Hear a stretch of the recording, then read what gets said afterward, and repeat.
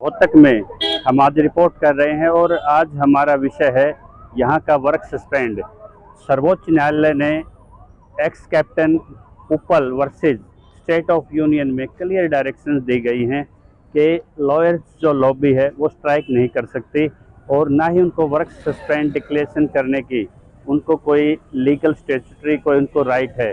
लेकिन चूँकि हरियाणा में 20-22 डिस्ट्रिक्ट हैं, लेकिन पहली डिस्ट्रिक्ट बार एसोसिएशन इस मॉडस ऑपरेंडाई से काम कर रही है कि यहाँ पे विदाउट एनी सॉलिड रीजंस यहाँ पे वर्क सस्पेंड डिक्लेयर कर दिया जाता है। और जो सुप्रीम कोर्ट के फैसले में जो 9 बिंदु थे, जिसमें 5 बिंदु यहाँ पे वायलेशन हो रही है, यानी कि जो काउंसिल अपीयर होता है अपने लिटिगेंट्स के लिए उन पर 11,000 का जुर्माना ठोक दिया जाता है। और इसके अलावा अदर स्टेट से अदर डिस्ट्रिक्ट से जो काउंसिल यहाँ पे अपीयर होते हैं उन पे फौजदारी तक के मामले दर्ज किए जाते हैं। और जो रूल ऑफ जुडिशल एडमिनिस्ट्रेशन है उसके जो सेफ गार्ड अथॉरिटी है वो यहाँ के डिस्ट्रिक्ट एंड सेशन जज हैं। और बार एसोसिएशन वेलफेयर अच्छी फंक्शनिंग कैसी हो और कोर्ट बेटर तरीके से कैसे लिटिगेंट को सर्विस दी जाए, इसी पे उनका एक ऑब्जेक्टिव होता है यहाँ क्या क्या सुविधाएं इस तरह की जाएं। लेकिन इसके विपरीत यहाँ पे तालिबानी फरमान कर दिए जाते हैं और इस तरह से लिटिगेंट्स में आपस में फौजदारी तक के मामले रिपोर्ट होते हैं। और जो अन्य राज्यों से अन्य ज़िलों से जो लिटिगेंट आते हैं वो हर तारीख पे अपना 2-3 हज़ार रुपये खर्च करते हैं और उनकी जो प्रोसीडिंग होती है उसमें प्रॉक्सी अपीयरेंस दिखा दी जाती है और एक तरह के नेचुरल जस्टिस के अगेंस्ट है और ऑन एंड फाइनल ऑर्डर लिखवा दिए जाते हैं।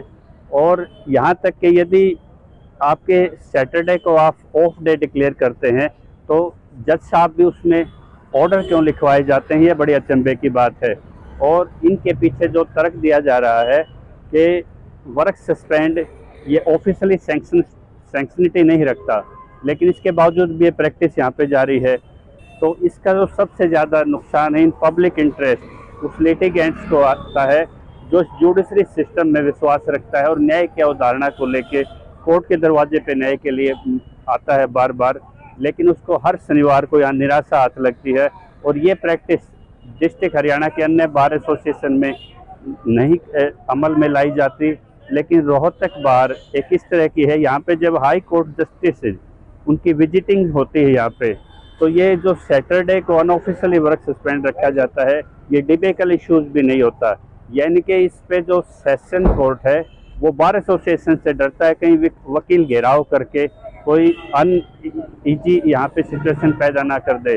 स्थानीय लॉयर इसलिए डरता है कि वो कोर्ट में अपीयर होगा तो उसको 11,000 जुर्माना होगा, एक लीगल फ्रेटर्निटी का वास्ता दिया जाता है। लेकिन जो ऑब्जेक्टिव ऑफ जो जस्टिस है लिटिगेंट्स जिसमें फोकस पॉइंट है उसका किसी को यहाँ ध्यान नहीं रहता। और इन लार्जर इंटरेस्ट हम इस वीडियो ब्लॉग के माध्यम से सर्वोच्च न्यायालय और सीजीआई को जो ये एडमिनिस्ट्रेशन रूल ऑफ एडमिनिस्ट्रेशन देखते हैं उनसे अपील करते हैं कि हर शनिवार को जो इस तरह की अनएथिकल प्रैक्टिस है आप इस पर संज्ञान लीजिए। और इस विषय पे पब्लिक में बड़ा रोष है और जब तक इसमें जो विजिटिंग जज या CGI Punjab and Haryana high court कोई स्ट्रॉन्ग स्टेप नहीं लेते तब तक लिटिगेंट बिना काउंसिल किसी तरह धक्के खाते रहेंगे।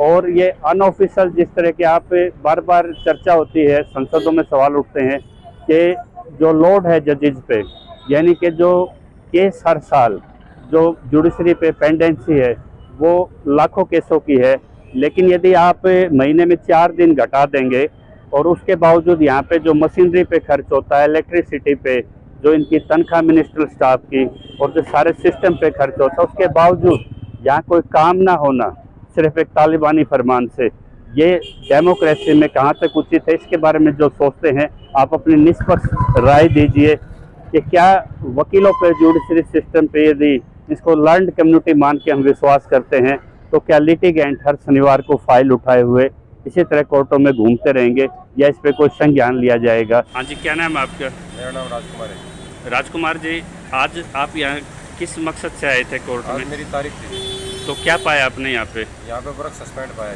जी। और क्या इस तरह के अनुभव आपके पहले भी हुए हैं? पहले भी कई बार मेरे साथ ऐसा हुआ जी, मैं काफ़ी दूर से आता हूँ दिल्ली के नज़दीक से जी। तेल फूक के आते हैं, वकील को पैसे देते हैं, लेकिन वो यहाँ करके देखते हैं वर्क सस्पेंड। हमारे को रोहतक जैसी कोर्ट है, मैं दिल्ली में भी नौकरी करता हूँ और वहाँ भी देखता हूँ, रोहतक जैसी कोर्ट है, ऐसा हमने माहौल कहीं नहीं देखा। तो ये अपनी मनमर्जी से क्यों इस तरह की मनमर्जी से होती चल है? रहा तो इसमें जजेस भी कुछ नहीं कर पाते। जजेस भी वो 1200 से के सामने झुकते हैं। तो कितने पैसे खर्च होते हैं आपके एक विजिट में, आपका पेट्रोल वगैरह? 2000 रुपये खर्च हो जाए। तो आप उम्मीद से आते हैं कि मेरा फाइल पे कोई काम होगा? बिल्कुल जी।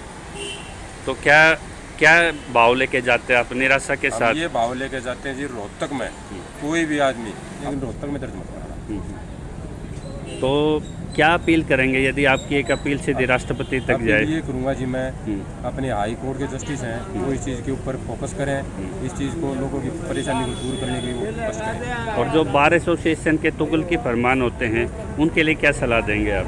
उनके लिए सलाह तो जी कुछ दे नहीं सकते, अगर हमें सलाह देंगे तो हमारे लिए पिट जाएंगे। तो यहाँ तक की नौबतें रहती हैं? बिल्कुल रहती है। हाँ जी, क्या नाम है आपका? मेरा नाम जी दीपक है, जिला सोनीपत, तहसील भोरा जी। आज की मेरी रोहतक कोर्ट में मेरी पेशी थी सर जी।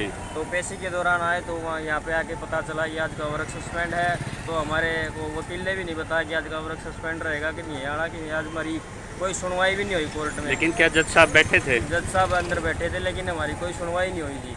तो कितना पैसा और आपको क्या परेशानी उठानी पड़ती है? हमारे सर 100-150 रुपये बर्बाद भी हो जाते हैं आने जाने में, और सर टाइम भी बर्बाद जाता है। हम अपना काम छोड़ के आते हैं उसके दौरान। ये तो हो हमारे हो तो अंदर ये शांति होनी चाहिए कि हमारी कुछ सुनवाई हुई है कोर्ट में आने के बाद।